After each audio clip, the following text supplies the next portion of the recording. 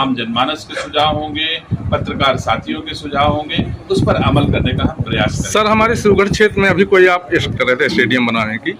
हाँ जरूर, मेरी इच्छा है कि शिवगढ़ में एक सुंदर स्टेडियम का निर्माण हो और जहाँ कहीं भूमि उपलब्ध हो पाएगी तो मैं शिवगढ़ को एक अच्छा स्टेडियम और शिवगढ़ की सड़क पर जो व्यवसाय होता है सब्जी आदि का, उसके लिए एक सुंदर मंडी का निर्माण हो सके, ऐसा विचार मेरे मन में आया है और चला करके किया। तो और हम अपनी भारतीय संस्कार संस्कृति में जिन्होंने हमें आजादी दिलाई है, मैं 4 दिन पहले 15 अगस्त को मना करके पूरे देश ने अस्फुरित भी और उस तरह से भी हम लोगों ने कृतज्ञता ज्ञापित करी। हमारे राष्ट्र की संस्कृति है कि जिसने हमको कुछ दिया उसका एहसान मानना चाहिए, है ना।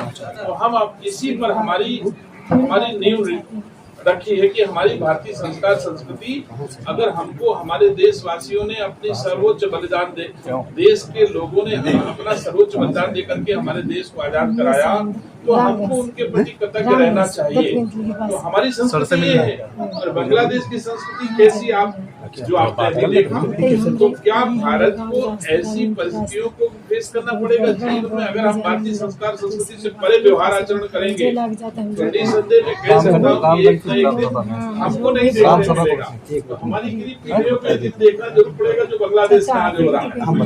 आप मोदी जी नहीं रहे, आप अंदाज लगाइए कोई दूसरा मोदी भगवान करे फिर से पैदा हो जाए तो एक आध पीढ़ी और चल सकता है, नहीं तो बहुत दिन नहीं लगेंगे दिन देखने में। जो हमारी स्थिति आज की तारीख में है, आप लोग तो जहाँ हो सबसे सुरक्षित स्थान है, हिंदुस्तान का सबसे सुरक्षित केंद्र स्थान है शिवगढ़। आप मान लीजिए अभी आप नेपाल की सीमा पे चले जाओ तो आंसू छलक आएंगे, जो दशा है वहाँ पर, जहाँ लोग एकदम एक और पाकिस्तान के रूप में डेवलप होता चला जाए। जितने हमारे जिले हैं सब जो पाकिस्तान की सीमा पर हैं। फिर उसके बाद आप केरल चले जाओ, क्या कहने, भगवान मालिक वहाँ कोई राम का नामे ले वाला न मिली आपको वहाँ पर। ये भी हिंदुस्तान में है, राम के देश में ये भी है जहाँ कोई राम का नाम लेने वाला नहीं होगा।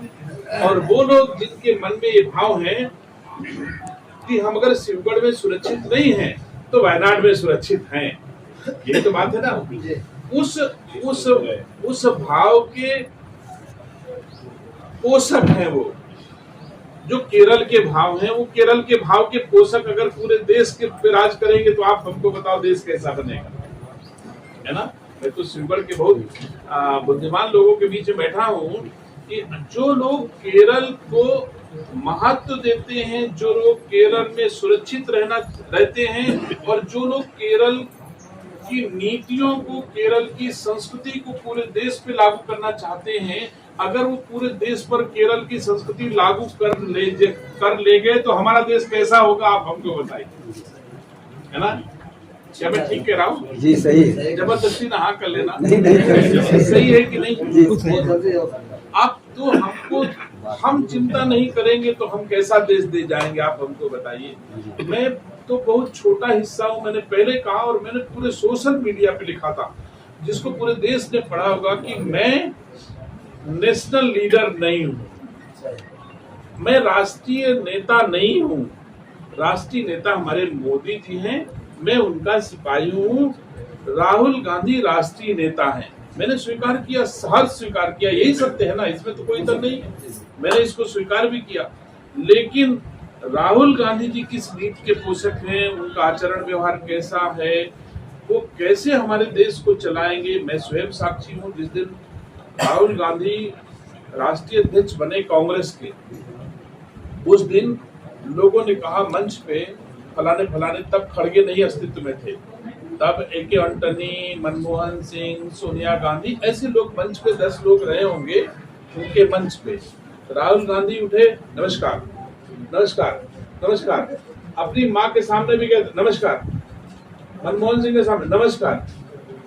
आप हमको बताओ क्या यह संस्कृति भारत में रहेगी जो माँ के सामने भी जाए, और जब राष्ट्रीय अध्यक्ष बने, हमारे यहाँ का बीडीसी बनता है तो वो भी अपनी माँ के चरणों में सर्टिफिकेट रख देता है और झुक जाता है।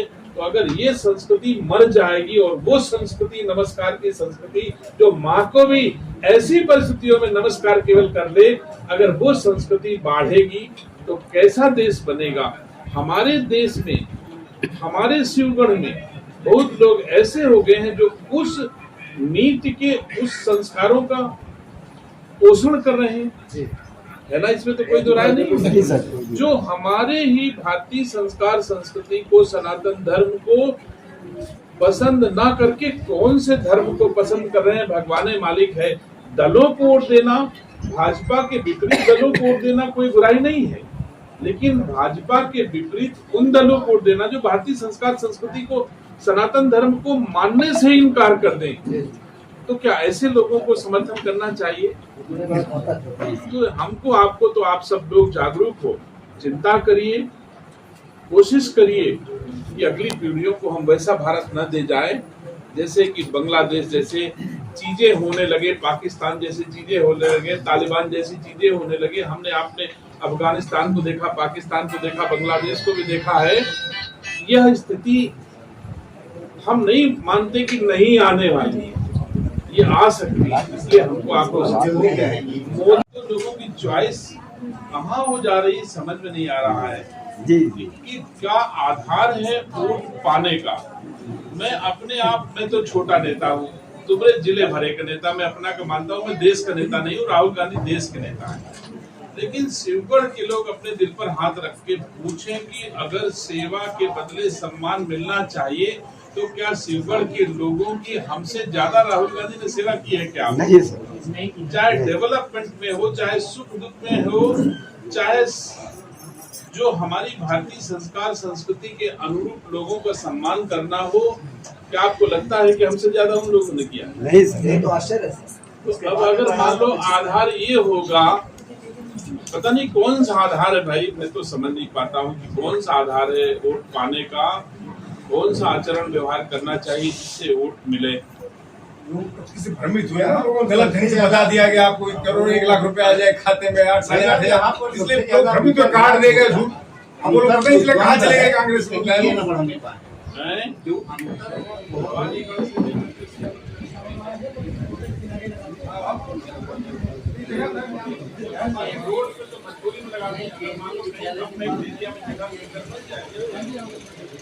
और आगे बढ़ाना शुरू आ जाता बच्चे कहाँ करने दे रहा हूँ ना।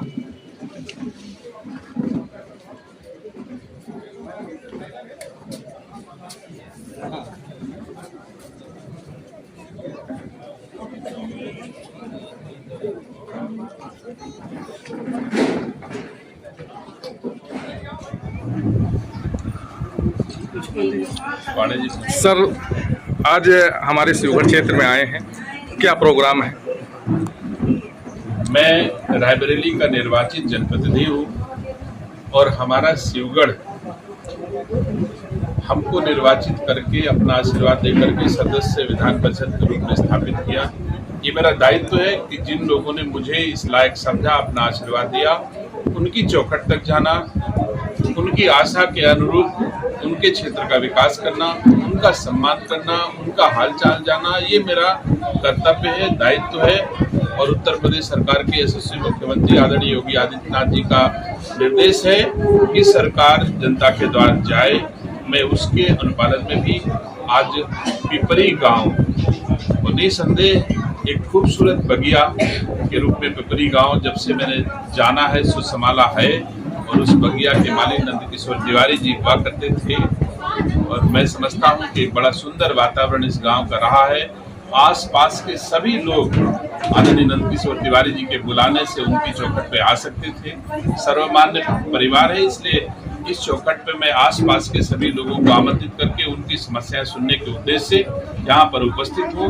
जो आपके सुझाव होंगे, हमारे पंचायत प्रतिनिधियों के सुझाव होंगे, आम जनमानस के सुझाव होंगे, पत्रकार साथियों के सुझाव होंगे, उस पर अमल करने का हम प्रयास करेंगे। सर, हमारे शिवगढ़ क्षेत्र में अभी कोई आप इस बात कर रहे थे स्टेडियम बनाने की? हाँ, जरूर। मेरी इच्छा है कि शिवगढ़ में एक सुंदर स्टेडियम का निर्माण हो और जहां कहीं भूमि उपलब्ध हो पाएगी तो मैं शिवगढ़ को एक अच्छा स्टेडियम और शिवगढ़ की सड़क पर जो व्यवसाय होता है सब्जी आदि का, उसके लिए एक सुंदर मंडी का निर्माण हो सके, ऐसा विचार मेरे मन में आया है। और हमको भूमि मिल जाएगी तो दोनों ये काम भैया जिंदाबाद जिंदाबाद भैया जिंदाबाद जिंदाबाद। सर, हमारे शिवगढ़ क्षेत्र में विकास के लिए और क्या आपने सोच रखा है? ये तो शिवगढ़ की जनता और शिवगढ़ के जनप्रतिनिधि हमारा मार्गदर्शन करेंगे, जो उनके मन में होगा और जो संभव होगा उसको करने का प्रयास करेंगे। अगर शिवगढ़ के डेवलपमेंट में सड़कें बनाने की आवश्यकता है, मैं वो भी कर रहा हूँ। उत्तर प्रदेश सरकार लगातार विकास के पथ पर अग्रसर है, लोगों की आय बढ़े, किसानों की आय बढ़े, इसके लिए देश के प्रधानमंत्री जी का आह्वान है कि हम किसानों की आय दोगुनी करें। इस पर राज्य सरकार का प्रयास है और मैं शिवगढ़ का निर्वाचित जनप्रतिनिधि हूँ। निसंदेह मैं कह सकता हूँ शिवगढ़ का विकास कम से कम इटली में पैदा हुए लोगों से बेहतर मैं कर सकता हूं। मेरे अंदर शिवगढ़ के विकास करने की समझ है, ऐसी माटी में पैदा हुआ हूं, ऐसे लोगों के बीच पैदा हुआ हूं, तो जो कुछ जान करके अच्छा विकास करूंगा, अच्छा सम्मान बढ़ाऊंगा।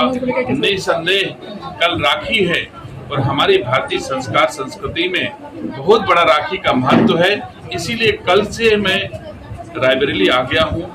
आज भी हमारी कलाई में राखी बंधी है, आज भी बहनों ने, हमारी रायबरेली की बहनों ने बहुत जगह हमारी कलाई में राखी बांधा है। मैं शुभकामनाएं देता हूं अपने रायबरेली शिवगढ़ की बहनों को, रायबरेली की बहनों को, उत्तर प्रदेश और देश की बहनों को कि हर भाई आपकी रक्षा के लिए भारतीय संस्कार संस्कृति के साथ सदैव प्रतिबद्ध रहे, संकल्पित रहे, यही मैं शुभकामनाएं देता हूँ अपनी बहनों को। सर, जैसे कि नगर पंचायत के इस समय पिपरी में, भवनपुर में है, इसके अलावा और कहीं कोई कार्यक्रम है शिवगढ़ में कहीं जाना? मैंने पहले ही, चूंकि पंचायत प्रतिनिधियों का निर्वाचित जनप्रतिनिधि हूँ, पंचायत प्रतिनिधि और भारतीय जनता पार्टी के कार्यकर्ताओं के आवास पर पहुंच करके आसपास के लोगों को बुला करके उनका दुख दर्द बांटना, उनके क्षेत्र का विकास करना, इसी उद्देश्य से मैं निकला हूं। अब तक मैं 7-8 जगह जा चुका हूं, अभी 2-4-5 जगह और जब तक शाम रहेगी, शाम नहीं होती, तब तक मैं लोगों के बीच ऐसे ही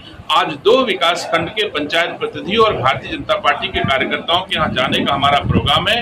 हमारे साथ भारतीय जनता पार्टी के जिलाध्यक्ष आदरणीय बुद्धिलाल पासी जी, भारतीय जनता पार्टी के जिला उपाध्यक्ष भाई देवेंद्र सिंह जी, जन्मेजय जी, शरद जी, सारे लोग पार्टी के कार्यकर्ता पार्टी के लोगों के घरों तक पहुंच करके पार्टी के कार्यकर्ताओं का सम्मान और उत्साह बढ़ाने का काम कर रहे हैं। Thank you sir, thank you. हमारे साथ में स्वतंत्र प्रभार मंत्री दिनेश प्रताप सिंह जी थे।